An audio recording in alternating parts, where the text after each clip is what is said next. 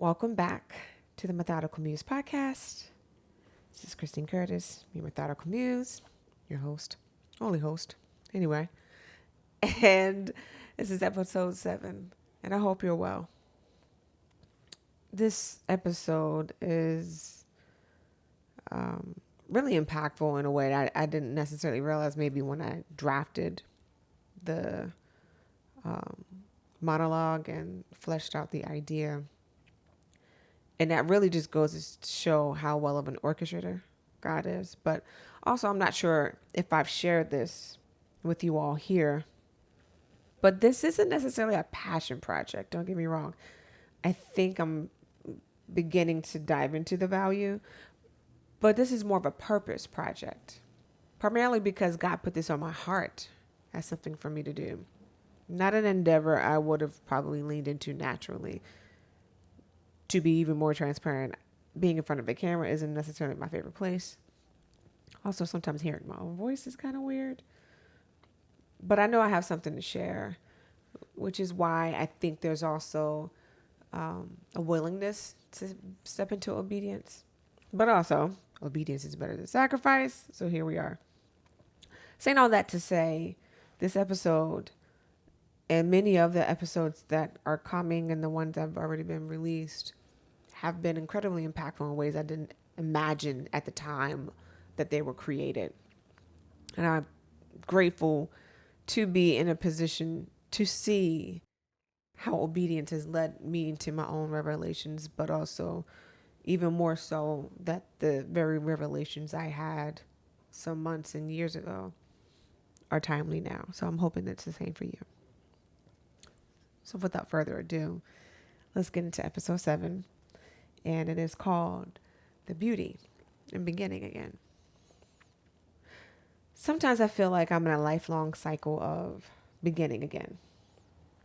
Over the past 6 months, maybe a couple of years, I've noticed how often I've had to reinvent myself.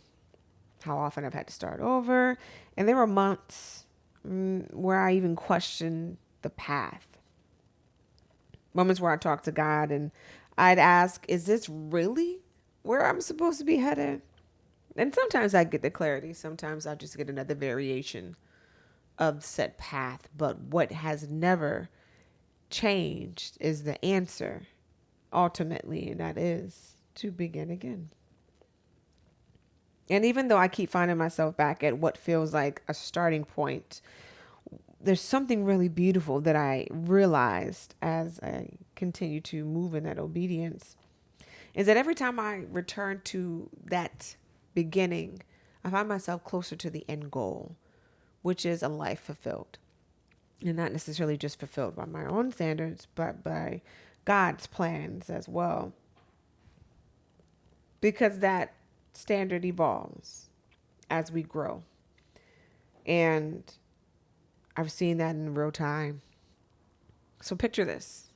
2023, I am in a year that forced me to begin in ways I didn't anticipate, ways I didn't even think I needed to.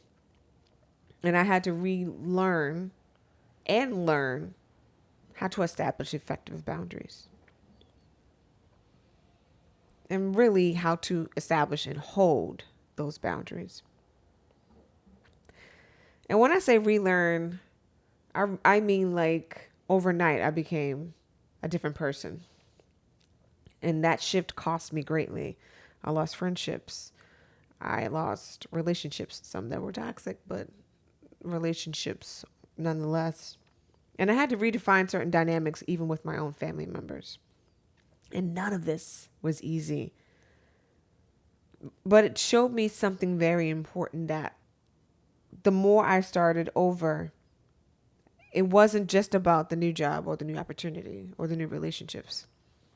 The starting over, the reset was me. And it was that fearlessness that kept me grounded in all of the shifts. Okay? And we're often taught that the goal is consistency, to stay the course, to push through until something finally works. And yes, there is value in that perseverance and that persistence.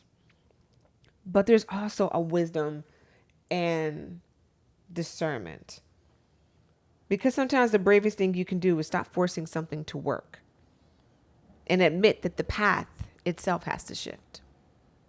And starting over doesn't mean that you gave up. More often it means that you listened, that you noticed something was no longer aligned, and that you chose honesty over your ego. And that's the kind of honesty that requires more strength than staying put ever could. So I want to dive into something a little bit. There's a misconception that if something ends, it must have been wrong. I recently saw an interview with a woman describing the end of her relationship with her record label. And the way she phrased it was that it wasn't that it was bad. It was just the end of its course. And I've learned that things just don't end because they're bad. Sometimes they have served their purpose. So when I started holding boundaries in 2023, I thought it was just me improving communication. But I didn't realize that it also indicated that some things had to collapse. Because when you change your standards, sometimes the people who benefited from your lack of boundaries feel the shift immediately. And some learn to adjust. And some relationships don't survive. And some of the relationships didn't survive at the time. That healthier version of me, which looked like advocating and vocalizing my needs and saying no and affirming what I believe about myself to be true versus just absorbing the negative connotations and sentiments that were shared by others. And that was hard. It felt like loss. There was an immense amount of isolation. It literally felt like standing in the middle of rubble, wondering, was this necessary? Because collapse at the time to me didn't have a function, but it did. Because when something crumbles, it reveals the structure. You can see the foundation at that point.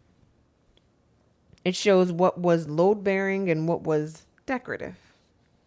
Some of what fell apart in my life wasn't meant to be permanent. It was meant to expose where I had been overextending, overgiving, and over-tolerating. And when God allows something to collapse, it's not chaos. It's quite literally clearing. We grieve what falls away. But sometimes what falls away was standing in the way. That doesn't make it painless, but it does make it purposeful. So, for most people, starting over feels like loss. And I think I used to consider the loss of a friendship, a relationship, a job. Everything felt like it was an attack. But after that experience, the shifts feel more like clarity now. Because after that collapse, I had to rebuild. Not more impressive. I wasn't louder. I wasn't more accommodating. I wasn't meaner. I was just healthier. And I wasn't rebuilding from insecurity anymore. I was rebuilding from self-awareness, which is something I definitely had to learn how to be as well. And that's different.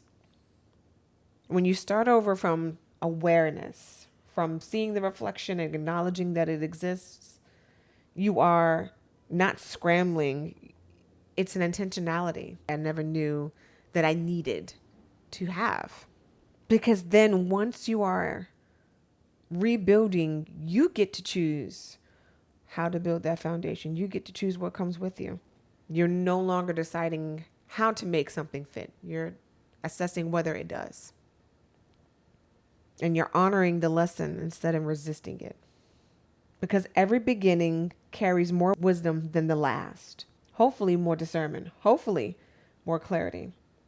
So when God says, I need you to go back, there's less resistance because you understand now the path is actually getting you closer to where you need to be.